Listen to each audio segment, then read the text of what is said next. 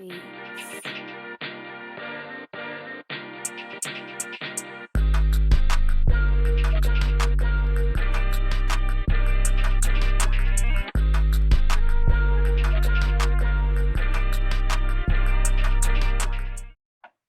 Good morning, Renae. How are you?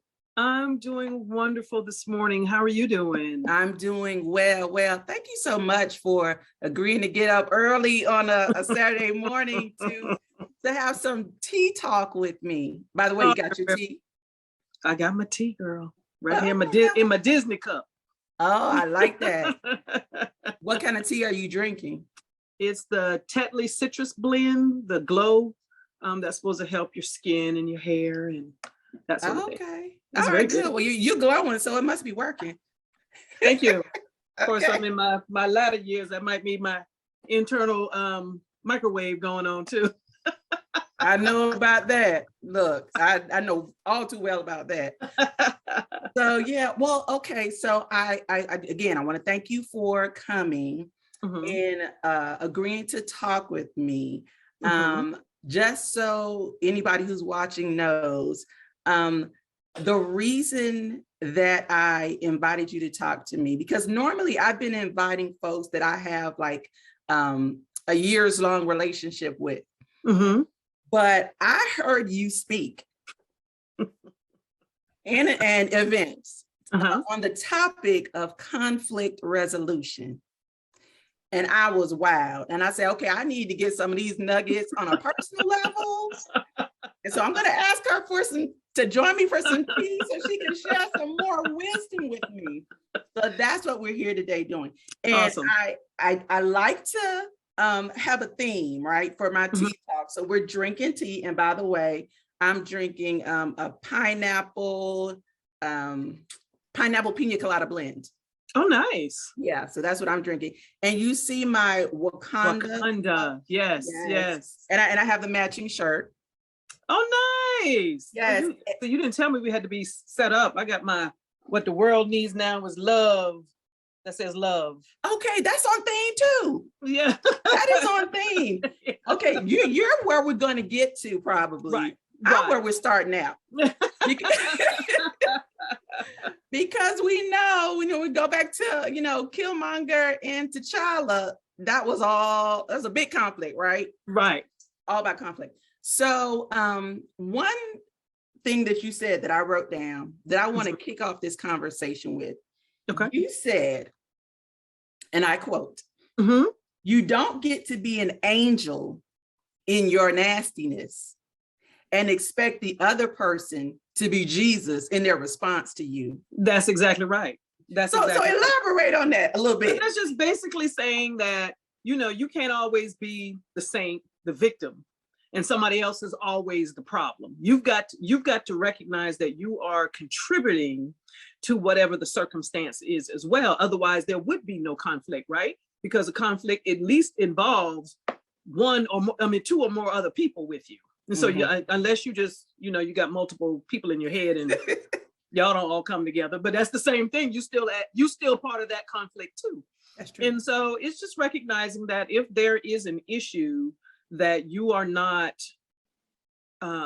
absolved from being a part of the solution. And that's all that means, and you brought up the T'Challa situation. And the first thing that popped in my mind when we had that same conversation is we learn how we manage conflict from our childhood, which is exactly what Killmonger was experiencing, right? Yeah. And so he saw or reflected on the situation for him as a child as to what he saw from his uncle do to his dad, or expressed that his uncle did to his dad, and carried that baggage his whole life, fueling all of the conflict. In his case, he was killing people trying to get through all of his stuff. And so we too have the same experience. We learn a lot of our conflict management ways by the people who are significant to us in our childhood. So how your parents interacted when they were in conflict, or how older siblings may have acted. All of that contributes to what you bring into your future. And you either have to self-reflect to say, I don't want to be this way, or I liked how they do this. Like I have a girlfriend, we have an argument, and we don't name call. Mm-hmm. There is no name calling. We say everything we have to say, but you don't name call, because when you get that personal, the situation can become irreparable. And so, you can make rules and charters, particularly within families, of how you want to handle conflict. You can teach your children different ways to handle conflict such that they grow up. Like I always told my daughter, use your words. Use your words, because when you start slamming doors and breaking my furniture, then that's escalating the problem. That's escalating. That's gaslighting, right? Because you're gonna make me have to come back in a different way, because now you're tearing up my good money. And so, you have to teach kids how to address conflicts. And if you don't do that, then you see in social media kids fighting in the street, adults fighting at a soccer game or a softball, basketball game, or whatever the case might be. So, all of that, we learn at home. Good point. So, all right, I'm just jump there. Then you said one of the tips that we can teach our children, and as adults, we need to, if we need to do a do-over, we can absorb it, is to use your words, communicate your feelings. Kind of give, you can elaborate on that, or give some other tips. What are some things we need to be teaching our children and doing ourselves in service to proper conflict management? Well, first thing is, particularly if you're a parent and you've worked a full day and you come home, you got that bombardness going on at the front door. You need to set the time frame, either in that ride home where you're going to decompress from work, or when you get home, you're going to tell the kids, my first 15 minutes in the house, mommy needs some silence, daddy needs some silence. Then we'll come together and address some of your issues, because generally you walk in the door and that happens, and that just sets off a whole string of conversations and discord in the house that causes challenge. So first thing you want to do is check yourself. What are you feeling? What are you bringing into a situation? Because now might not be the best time for us to talk about the issue. You might need time to reflect, to calm down, to figure out, what you really meant to say, what you really want to happen. So you might want to set some time when you can sit down and have a conversation about whatever the situation might be. And then you want to use I statements. I feel this way. I believe this. My understanding is, and those types of things. Like, you always do this. You don't want to do that, because that just, focus on the issue, right? And not the person. And so I think those are the easiest tips. There are 1,000 others, Sure. You can go, if you realize that you need anger management classes, then you may have to go elsewhere and seek professional support for how you're going to navigate situations, because you find that you're the gas in all the problems that might be happening in your life. I had a guy friend tell me, I just, things aren't working at work, and, home is this, and, even with my friends is that. And I was like, well, you realize you are the central point. Right. Common denominator. Yeah. Of all those areas that you're talking about. And you might need to seek, some professional assistance to get through, understand why you're feeling like you're feeling. And my experiences have been, half the stuff we're feeling, the drama we're carrying, it stems from something that happened in our preteen or small years when we were very young. And so things that we bring into our lives or carry with us, we don't even know it's there. And then you turn 35 and you're in a deep committed relationship, and all of this stuff erupts because, committed relationships require that you be a little bit more open and that sort of thing. So yeah. One of the things you brought up, and which I think is so common in all kinds of relationships, is the need to give somebody space. Right. To decompress, to gather their thoughts, things of that nature. But on the other hand, there are some people who they feel like we got to deal with this in a moment. Right. And they don't know how, apparently, to give the other person time and space. Right. They just don't want to talk about it right now. And I used to be like that too, especially when I got married. When I want to talk about it, I want to talk about it. you know, but like you said, that is not always fruitful. Right. You know, and I think when you're in a situation where you're ready to take some time and that person is ready to talk, you can't control them and their need, right? What you can do is control how you interact with them when they're going through that. You know, I hear you, I understand what you're saying. I really can't comment right now, but if you need to get this off your chest at the moment, go ahead and do that. I'm just not going to be able to engage, you know, and I'll come back and we'll talk when everybody's emotions have come down, you know, and you know, for those folks, you know, I understand what you're saying. I'd be upset too. I hear where you're coming from.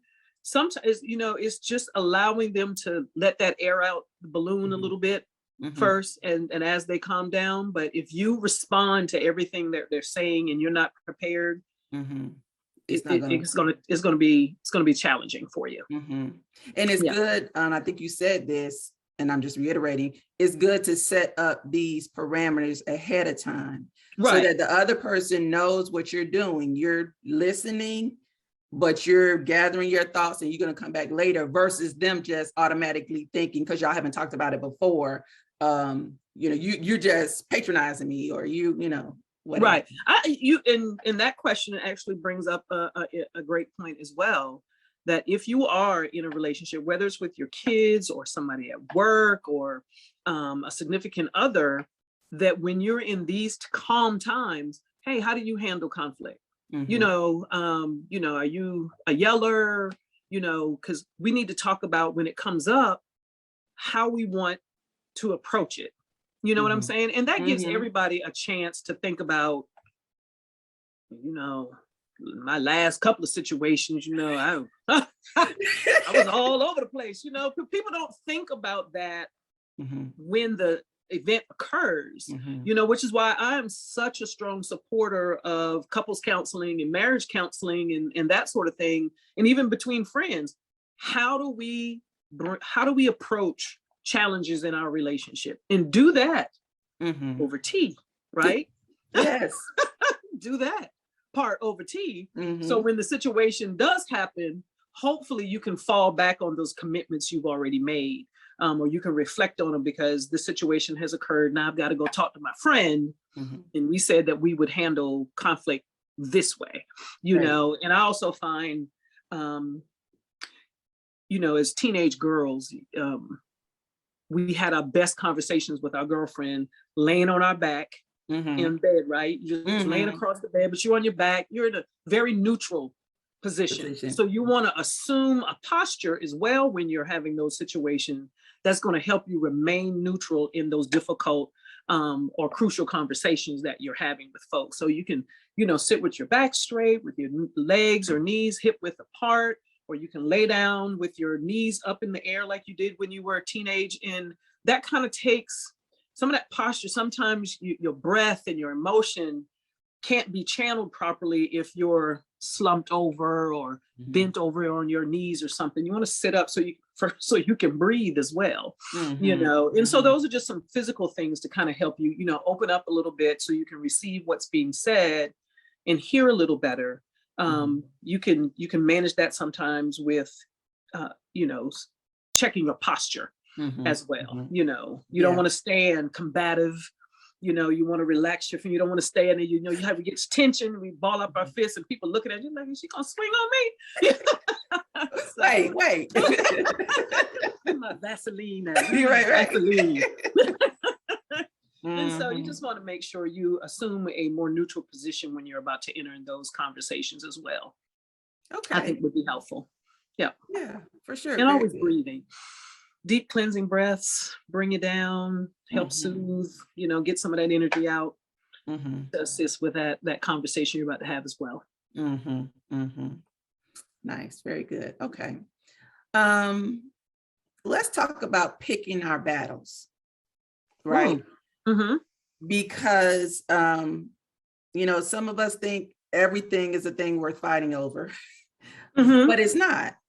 So what advice would you give to me and anybody about determining how to pick the battle that's worth engaging in? Oh,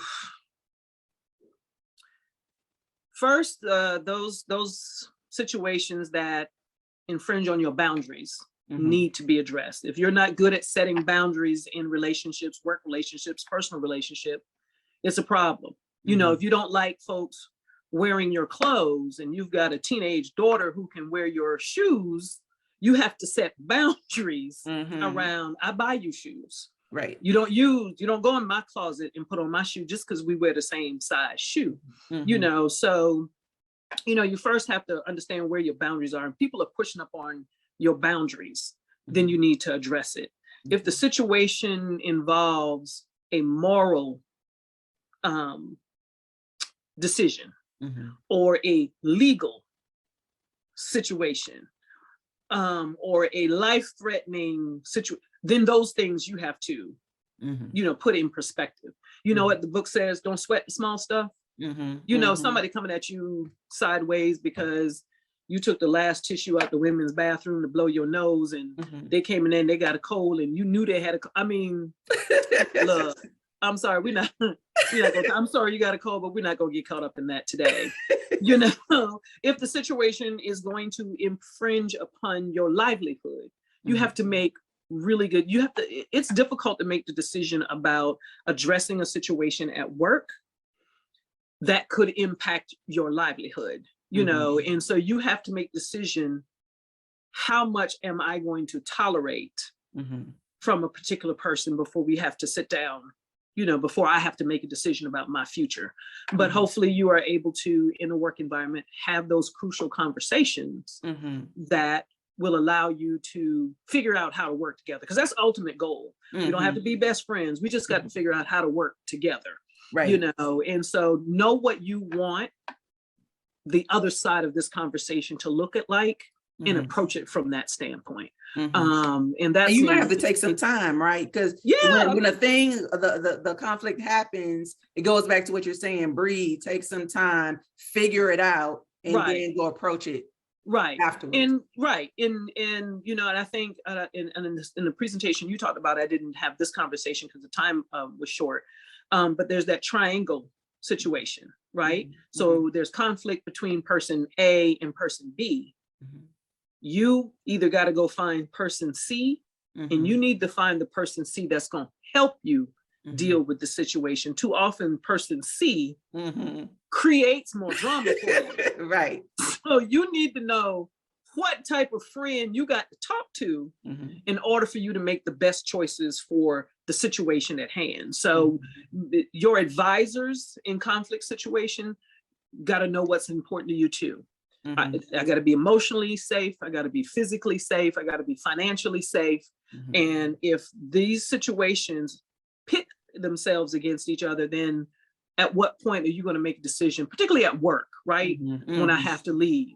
Or if it's a situation where it's physically at home, a situation where you have to make a decision, when do I leave? Because you don't want to be there too long, particularly if you have kids, you know, and you just may need time for that other person to find him or herself, you know, before you can come back together and deal with whatever other long-term decisions you might make. Now, I don't want to get into being anybody's attorney, right, like that. But, you know, you have to take care of self first in order to be there for everybody else in your life. And you can't do that if you're in conflict with a mate who's being more physical, or if you're, you know, you can have a lot of emotional trauma just dealing with stuff at work, you know, with people always second guessing your decisions because you're a woman or because you're African-American or because you're young or you're now, you know, approaching 60 at work and people think you don't have a lot of value.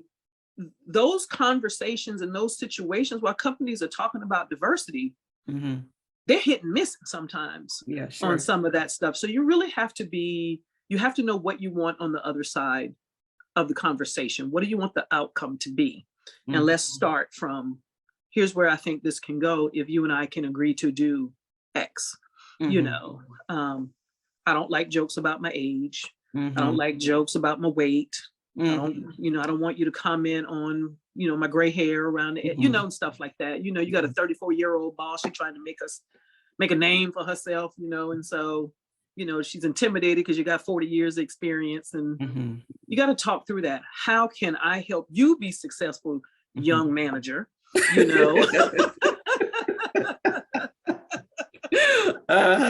without you, trying to, step on my shine, so, we all trying to contribute and make this a long-term thing. And so that's where I land on that one.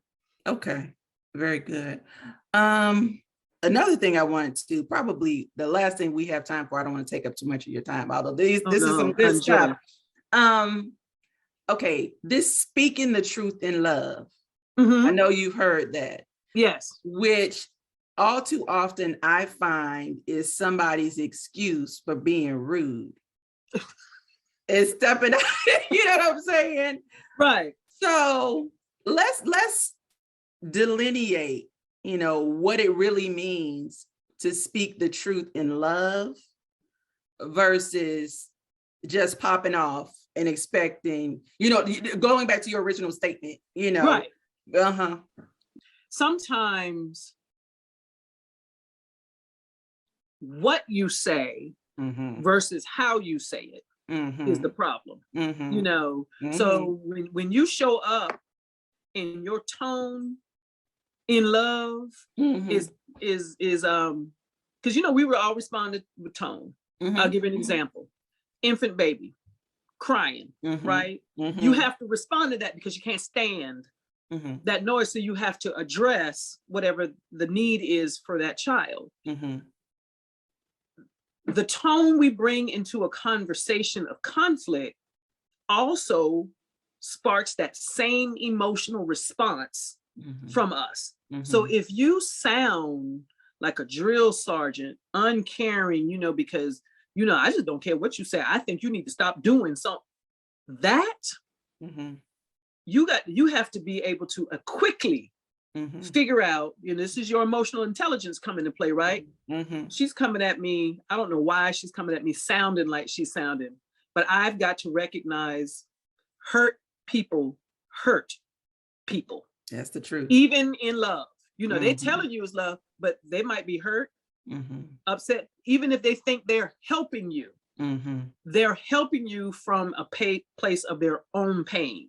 Sometimes. So sometimes people trying to help you is they're trying to deal with the same stuff internally. And you've got to recognize some of the stuff people bringing you, not really yours. You know what I'm saying? So, you don't have to pick up every bone somebody brings to you in love and take it home with you and gnaw on it. Right. Some bones need to be left right there in that conversation. And when you walk away, toss them out.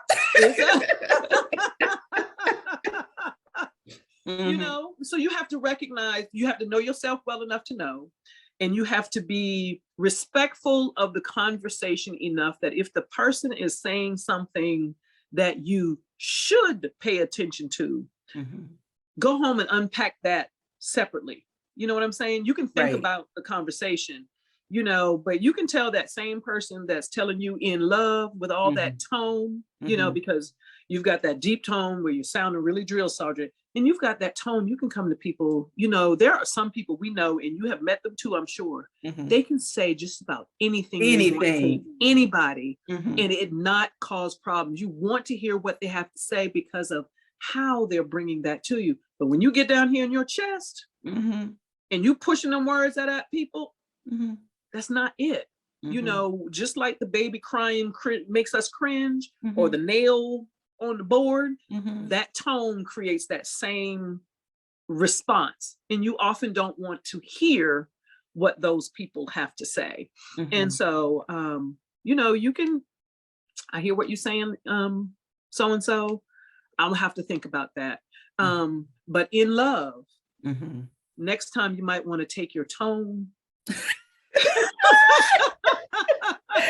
In love. Take this in love too. Your tone makes people want to fight you,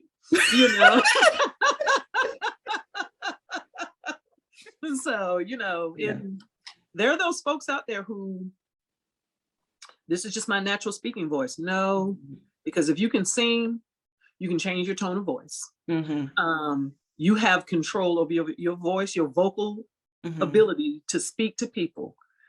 can be trained just like you train yourself to run a marathon. Mm-hmm. These are all muscles. Mm-hmm. And your muscle for your voice doesn't stay in one place sounding like you, the drill sergeant from the nearest base. Okay. Right. Right. And so for those of you who have been told that your tone is a problem, you can control that. Exactly. You just have to want to.